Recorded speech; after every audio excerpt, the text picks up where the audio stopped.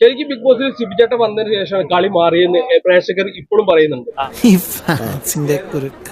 അപ്പൊ ഈ കളി മാറിയ സമയത്ത് ഈ പുറത്തേക്ക് പോണത് ഞാൻ പറയട്ടെ, ഞാൻ പുറത്തേക്ക് പോകുക എന്നുള്ളത് എന്റെ തീരുമാനമല്ല.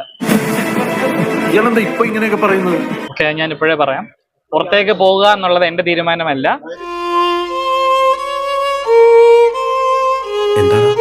ചേട്ടന്റെ സ്വന്തം ഇഷ്ടപ്രകാരം വന്നതല്ല. ഇല്ല, ഞാൻ ക്വിറ്റ് ചെയ്തതല്ല ഷോ.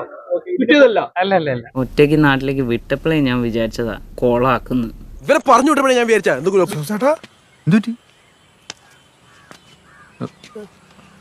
ഇവിടെ നടന്നത് പുറത്തറിഞ്ഞാൽ പിന്നെ മഞ്ഞളി ടാർസൂസ് ജീവിച്ചിരിക്കില്ല. എന്താ ടാർസൂസ് ചേട്ടാ, ഞങ്ങൾ ആരോട് പറയാനാ? പുകഞ്ഞ കൊള്ളി പുറത്ത് എന്ന് പറഞ്ഞ് കയ്യും കെട്ടി കുലം കുത്തികളെ വെച്ച് പൊറപ്പിക്കുന്നത് എന്റെ ശൈലിയല്ല. Multi coloured fungus, you sweat from a baboons balls, get out. ഈ ജാസ്മിൻ ജബ്രി വിഷയത്തിൽ ഇടപെട്ടപ്പോഴാണോ ശരിക്കും ഇങ്ങനെ ഒരു പ്രശ്നം പറ്റിയത്? അങ്ങനെയൊന്നുമില്ല. അവരൊക്കെ ആരാ? എനിക്കറിയില്ല.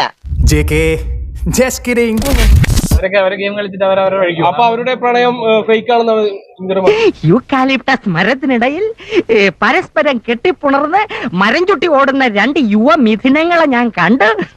ഞാൻ ഓൾറെഡി പറഞ്ഞെന്ന് തോന്നുന്നത് നാട്ടുകാരെ പറ്റിക്കൽ പരിപാടിയാ. സ്ക്രിപ്റ്റഡ് ആണ്.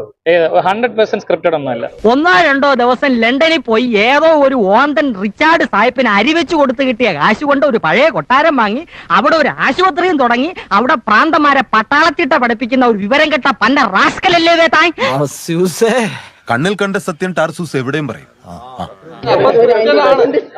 സ്ക്രിപ്റ്റഡ് അല്ലെന്നാ ഞാൻ പറഞ്ഞത്. 100% സ്ക്രിപ്റ്റഡ് അല്ല. അങ്ങനെയാണെങ്കിൽ ഞാൻ അവിടെ നിന്ന് കരഞ്ഞിട്ട് വരുമോ? അല്ലേ?